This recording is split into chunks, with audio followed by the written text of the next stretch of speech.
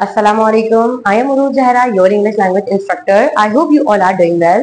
आज की इस वीडियो में हम डिस्कस करेंगे एडवांस स्पोकन स्ट्रक्चर और ये स्पोकन स्ट्रक्चर आपने पहले कभी नहीं देखे होंगे और with the help of this structures you will be able to make new sentences with vast criteria.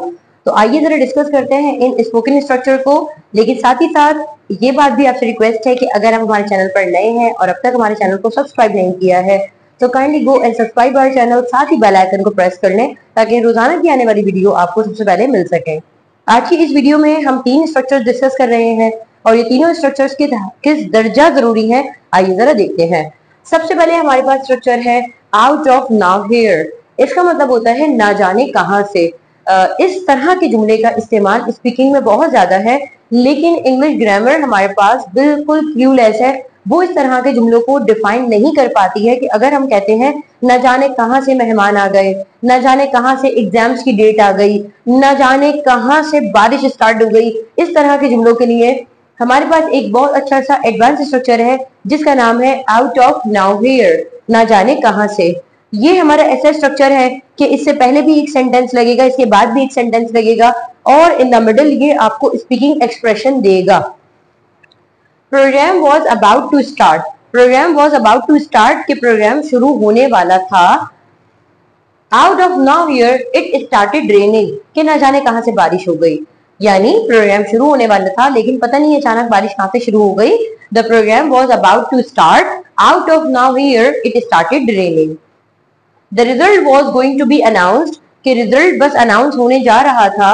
Out of nowhere the guest left the party कि न जाने कहां से मेहमान पार्टी छोड़ गए, यानी अचानक से जैसे कि हम कह रहे हैं कि रिजल्ट जो है वो अनाउंस होने वाला था लेकिन गेस्ट हो सकता है कोई वीआईपी गेस्ट हो या जिनकी वजह से रिजल्ट का डे मुनक्किद किया गया हो वो लोग पार्टी छोड़ गए। तो हम इसको ऐसे कह सकते हैं कि the result was going to be announced, out of nowhere the guest left the party.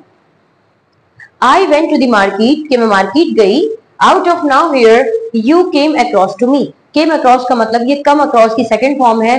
Came across यानी किसी इंसान या किसी चीज से अचानक से मुलाकात हो जाना। तो मैं मार्केट गई लेकिन अचानक से तुमने मुझे पा लिया, यानी तुम्हारी मुझसे मुलाकात हो गई, ना जाने तुम कहां से आ गए। तो इसी तरह के हम मुख्तलिफ सेंटेंसेस बना सकते हैं आउट ऑफ नाउ हियर को इस्तेमाल करके। इसी तरीके से अब हम सेकंड स्ट्रक्चर की तरफ चलते हैं और ये सेकंड स्ट्रक्चर कहता है एट समवन्स इंस्टेंस। इंस्टेंस का मतलब होता है ख्वाहिश, मंशा, मर्जी। एट समवन्स इंस्टेंस का मतलब है कि किसके कहने पर। तो हम इसको कुछ इस तरीके से लगा सकते हैं, I announced the policy earlier at your instance कि मैंने पॉलिसी को वक्त से पहले ही अनाउंस कर दिया। तो यहाँ पर अर्लियर का मतलब आया है कि एक मुकर्ररा टाइम से पहले ही, एक मुकर्रर करदा टाइम से पहले ही मैंने पॉलिसी अनाउंस कर दी थी, लेकिन सिर्फ आपकी ख्वाहिश पर, सिर्फ आपके कहने पर। They purchased the bike at the instance of their mentor कि उन लोगों ने बाइक परचेज की थी लेकिन अपने उस्ताद यानी मेंटोर के कहने पर।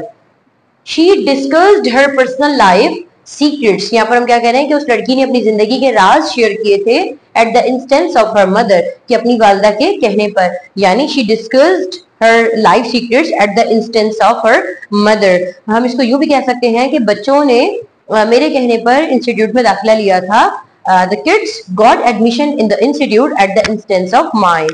तो यहाँ पर हम ये बात देख रहे हैं at the instance सेंटेंस के बीच में आया है जिसका मतलब है किसी के कहने पर। तो अब जिस इंसान की भी आप बात कर रहे हैं तो आपने यहाँ someone की जगह उस इंसान का नाम लगा देना है। और अब हम बढ़ते हैं अपने थर्ड स्ट्रक्चर की तरफ जिसका नाम है unwillingly.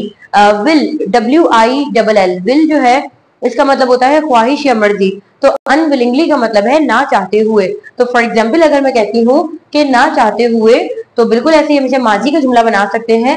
They took admission in school unwillingly कि उन लोगों ने ना चाहते हुए स्कूल में एडमिशन लिया। They took admission in school unwillingly. He conducted the class unwillingly कि उस लड़के ने क्लास जो है बेदिली से, बिल्कुल उसका दिल नहीं चाह रहा था, उसने बेदिली से क्लास मुनक्किद की।